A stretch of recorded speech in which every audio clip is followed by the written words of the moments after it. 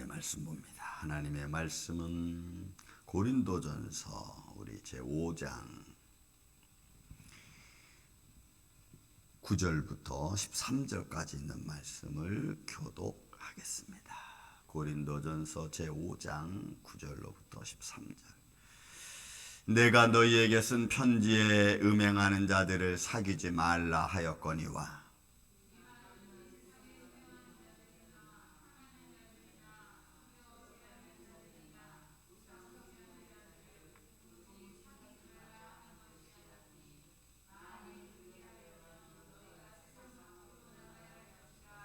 이제 내가 너희에게 쓴 것은 만일 어떤 형제라 일컬는 자가 음행하거나 탐욕을 부리거나 우상숭배를 하거나 모욕하거나 술 취하거나 속여 빼앗거든 사귀지도 말고 그런 자와는 함께 먹지도 말라 함이라.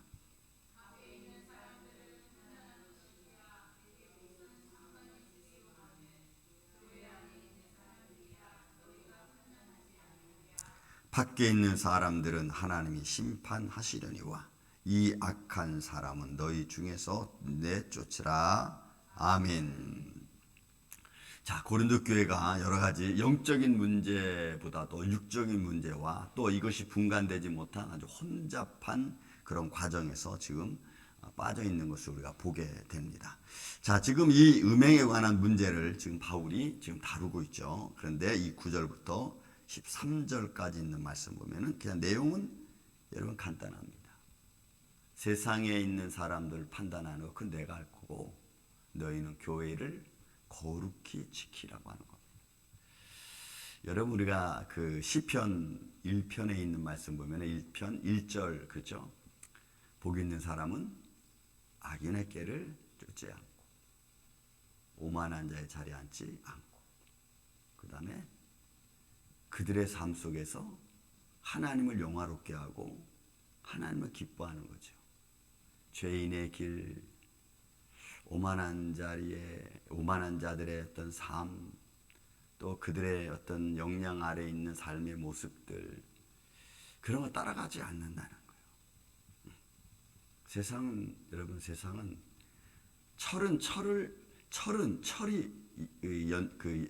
연마해서 잘 들게끔 갑니다. 그런 것처럼 사람은 그 친구가 누구냐에 따라서 그 사람이 어떤 사람인가도 우리가 알 수가 있는 거죠. 그러니까 내가 어떤 인생을 살고 어떤 삶을 사는가 하는 것은 나도 중요하지만 내 주위 환경에 많은 영향을 받기도 하고 주기도 한다는 것입니다. 그럼 삶이라는 것이 절대로 혼자서는 살 수가 없습니다. 더불어 살아가는 거죠. 제일 작은 단위가 가족이지만 그러나 가족도 서로의 도움을 주면서 서로의 유익을 주면서 살아가는 거죠. 나만 유익을 준다라고 생각하면 그러면 이제 인생이 피곤해지는 거죠. 내가 주기도 하고 때로는 내가 받기도 하고 그런 관계성 속에 살아갈 때에 거기에 한 의가 이루어질 수 있고 기쁨과 행복이 이루어질 수 있는 거죠. 지금 고린도 교회는 이런 믿음의 관계성 속에서 그게 잘 안 되는 거예요. 하나님의 말씀이 있고 또 하나님의 말씀을 따라 생활하는 하나님의 거룩함이 있고 또 그를 통하여 주신 하나님의 축복이 있는데 자꾸 세상에 더러운 것들이 들어와서 그 모든 것들을 자꾸 파괴시키는 그게 이제 오늘 인간의 삶의 문제 중에 하나입니다. 보십시오.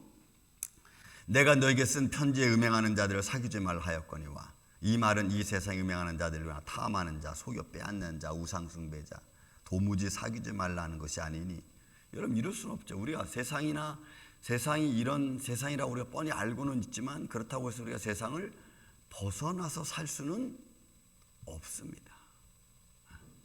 그런다고 해서 우리가 그런 일들을 행한다고 해서 우리가 관여하고 또 거기에 대해서 막 우리가 무슨 큰 일을 하기 위해서 막 피치를 들고 이럴 수도 없습니다. 다만 우리는 이 본문에 있는 말씀 그래요. 만약에 너희가 그런다면 이 세상 밖으로 나가야 되는데 우리는 그럴 수 없으니까 그러면 이 세상을 사는 지혜가 필요하죠. 그들과 어떤 관계를 갖고 이런 사회적인 관계와 사회적인 현상과 어떤 문화, 풍토 이런 것들과 어떻게 내가 조화를 이루며 살아갈 것인가 라고 하는 것은 굉장히 중요한 문제가 아닐 수가 없습니다.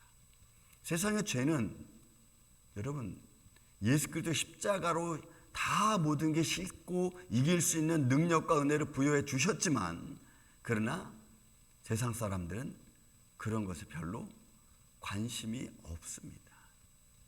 한번 죄악의 맛을 누린 사람은 그 맛을 계속 누리고 싶어 하는 것이 세상의 원리고 죄의 원리입니다.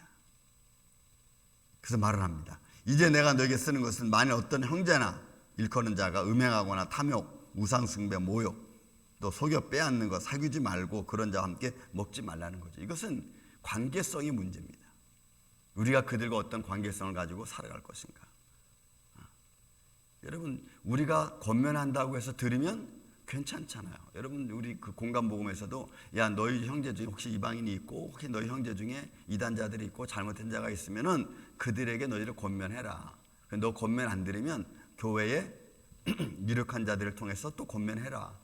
그래도 권면을 듣지 않으면 그냥 이방인과 같이 버리라 그랬어요. 권면을 안 듣는 것은 왜 그렇습니까?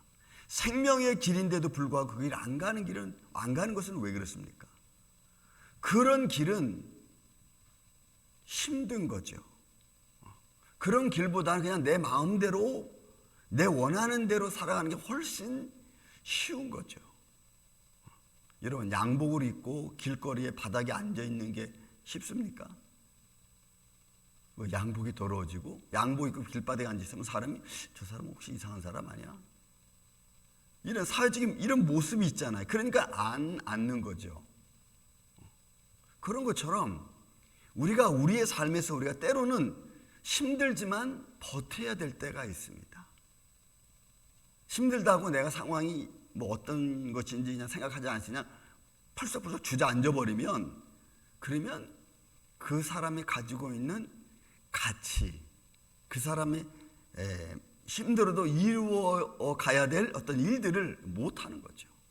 여러분, 감정이 복받친다고 전부 다 계속해서 화만 내고 있을 수는 없는 거죠. 그것을 내가 다스리고 또 잘 정리해서 또 그런 상황에서 내가 실수하지 않도록 나를 잘 만들어가는 게 여러분 중요하잖아요. 그러니까 결국 우리가 관계성의 문제, 어떤 관계성을 갖고 우리가 살아가느냐, 사회와 또 내 어떤 사람과의 관계성 속에서 내가 어떤 서로 유익을 주고 또 유익을 받고 그런 과정에서 내가 살아가느냐, 이런 문제죠. 이거 세상과 나와의 관계성이고 이웃과 나와의 관계성입니다. 거기에서 내가 소금과 빛의 역할을 감당해내면 비록 내가 있던 없던 내 상황 어떤 배경을 내가 가지고 있던 내가 믿음의 길, 생명의 길을 가기 위해서 소금과 빛의 역할을 하면은 여러분 반딧불처럼 항상 빛을 낼 수 있는 힘이 우리 안에 있는 줄로 믿습니다. 우리 안에 있어요. 하나님께서 그 소금과 빛의 역할을 감당하는 이에게 꺼지지 않는 능력의 불을 심어주신다. 그래서 어디서든지 빛날 수 있죠. 작은 곳이든 큰 곳이든 많은 곳이든 적은 곳이든 어디서든지 소금과 빛의 역할을 감당하려고 내가 애쓰고 힘쓰면 그 빛은 나타나게 되어 있고 주위에서는 나를 바라보는 사람들에게는 인정받게끔 되어 있어요. 그게 믿음의 생명의 길이에요. 그래서 지금 바울이 고린도 교회에 얘기하는 겁니다. 너희는 하나님의 자녀고 하나님의 부름받은 교회고 하나님의 은사와 성령이 충만한 교회니까 그 교회 안에서 이제 어떻게 하라고요? 12절 14절 말하는 거죠. 밖에 있는 사람들을 판단하는 것이야 내게 무슨 상관이 있으리오마는 교회 안에 있는 사람들이야 너희가 판단하지 아니하냐. 밖에 있는 사람은 그래. 바울은 그런 거죠. 하나님이 믿지 않는 사람들은 하나님께서 따로 판단하실 거예요. 교회 밖에 있는 자들은, 믿지 않는 자들, 영문 밖에 있는 자들이겠죠. 그러나 교회 안에서는, 너희가 믿음의 관계성 안에서는 그것이 어떤 것인지에 대하여 권면해주고 또 판단해주고 잘 길을 인도하는 거죠. 그래서 여러분, 생명의 길은 조금 채찍질을 할 수밖에 없어요. 여러분들 기도하십시오. 여러분들 예배 드리십시오. 여러분들 전도하십시오. 생명의 길은 채찍질을 할 수밖에 없어요. 왜냐하면 그 길은 그냥 이렇게 슬렁슬렁 가는 거 아니거든요. 보세요, 여러분. 밖에 있는 사람들은 하나님이 심판하시니와 이 악한 사람은 너희 중에서 내쫓으라. 이건 내쫓아야 되는 거예요. 그럼 이 내쫓는 일이 쉽습니까? 여러분, 우리는 교회에서 신앙생활하면서 저런 사람이 있으니까 교회는 이런 사람 저런 사람들이 다 모여서, 죄인들이 모여서 하나님 나라를 이루어가는 줄로 믿습니다. 근데 그런 관계성에서 우리가 서로 그렇게 되지 않도록, 그런 모습들이, 못난 모습들이 드러나지 않도록 잘 관리하고 이야기하고 해야 되는 거죠. 그래서 생명의 길로 인도해야 되는데, 그것 여러분 우리가 듣습니까? 안 듣습니까? 사람들은 안 듣잖아요. 왜? 자기 고집이 세고 자기 게 전부인 것처럼 막. 여러분, 그러면 안 되는 거예요. 교회는 하모니를 이루어야 돼. 교회 안에서는 하모니. 큰 것도 있고 작은 것도 있고 좋은 것도 있고 좀 못난 것도 있고 뭐 여러 가지 모양을 갖추어서 여러분 이렇게 딱 하나를 만들어, 공동체를 만들어가는 거잖아요. 다 잘날 수 없고 다 못날 수 없고. 그런데 그런 과정 속에서 서로 권면하고 서로 이해하고 서로 조화를 이루어야 되는데, 이 조화를 이루지 못하면 그러면 이제 문제가 생기는 거예요. 근데 지금 고린도 교회는 심각하죠. 왜? 이방인에도 없는 음행이 교회 안에 이루어지고 그것을 아주 넉넉히 사람들이 그냥 보고 그냥 인정하고 있는 거예요. 그래서 그 악이, 그 더러움이 온 교회를 다 더럽게 만드는 거예요. 그러니까 이게 문제가 심각한 거예요. 교회가 하나님 말씀에 거룩함이 있고 하나님의 영광이 있어야 될 그 교회에 인간의 더러움을 가득 차버리면, 그러면 어디서 하나님의 영광을 드러낼 수 있겠습니까? 어디서 생명의 말씀을 우리가 들을 수 있겠어요?